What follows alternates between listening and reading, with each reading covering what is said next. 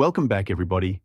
Today, we're going to go over all of the amazing layer effects that you can apply to words, shapes, and, yeah, even photos in Affinity Photo 2. The Layer Effects button can be found at the bottom of the Layers panel on the right side of your studio. It looks like this F and X here. I'll select this layer and then click on the Live Effects button.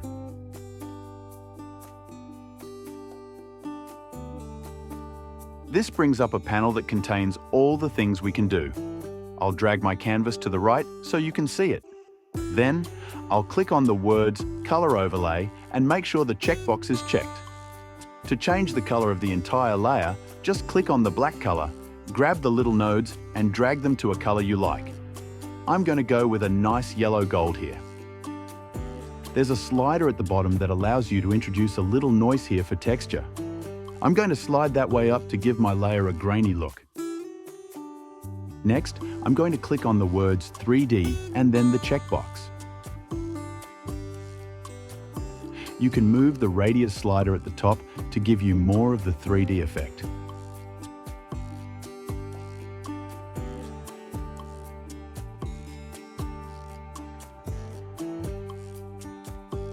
Then, I'm going to click on the words Outer Shadow and the checkbox. I'll play with the radius and offset sliders here a bit, but sometimes it's easier to click the Offset tool button and then click and drag on the layer to just move the shadow around manually.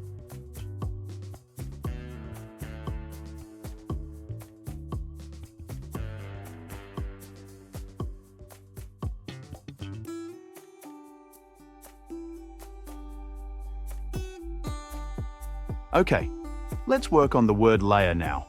I'll click to select it and then go back to my FX button. This time, I'll go with a gradient overlay. I'll change the angle to 90 degrees, so the gradient goes from bottom to top, and then I'll click on this gradient image to bring up the gradient color options.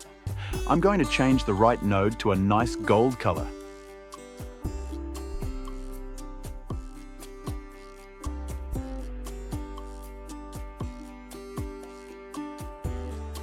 Next, I'll click on the word Outline and check the box. I'll move the radius slider up a little to give it a slight outline.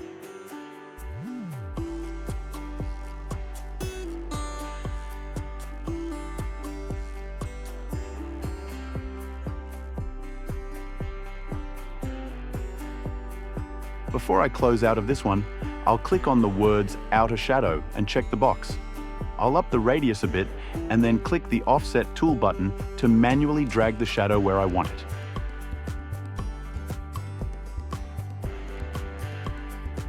Alright, let's work on the two bars. If you select both layers and then group them by clicking on the Group button at the bottom right of the Layers panel, you can apply the effects to both layers at the same time. With the group selected, I'll click the FX button once more to bring up the panel. I'll apply a slight 3D effect to these as well and add a gradient too.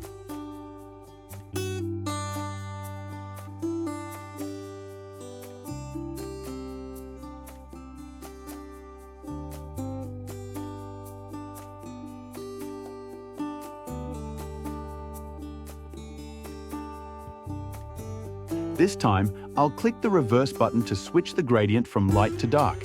And I'll change the left color node to a yellow gold.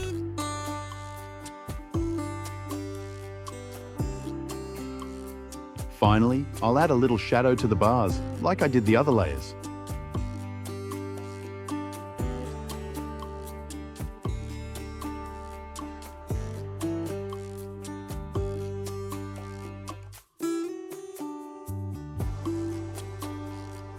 Okay, that's a lot of gold for one image. I'm going to change the background color by selecting the fill layer at the bottom. I'll then go to the fill color and change the gold gradient node to a different color by sliding the node on the color wheel. I think a nice purple looks great.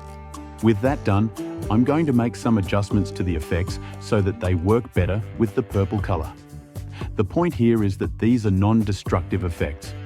You can go back and change the settings at any time. Just select the layer you want, and then click the FX button and then the individual effects that you want to change. I want to show you a couple other things while I got you here.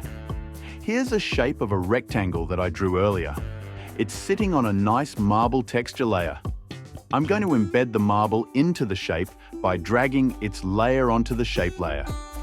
I can apply FX to this as well.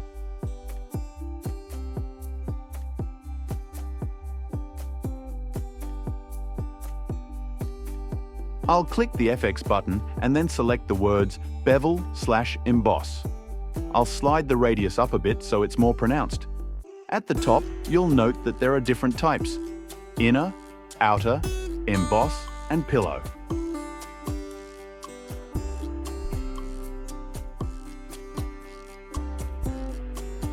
I'm going to go with inner.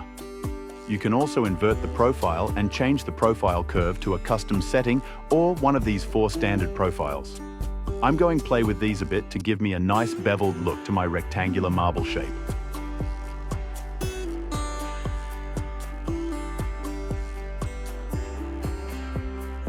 Last thing here and then, I'll let you go.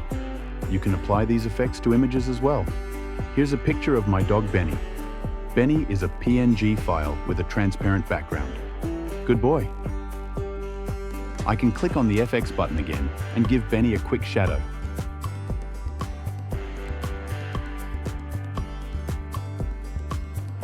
I can click on outer glow and make him look a bit more radiant. Inner glow and 3D don't look so good here, but you get the point. Go ahead and play with FX on words, shapes, and images of your own. I think it's a lot of fun just messing around with this feature. I hope you do too. Well, that's it for now. If you enjoyed today's content, please click those like and subscribe buttons below. It really does have amazing effects that help my little channel grow. Get it? Well, have a great day, everyone.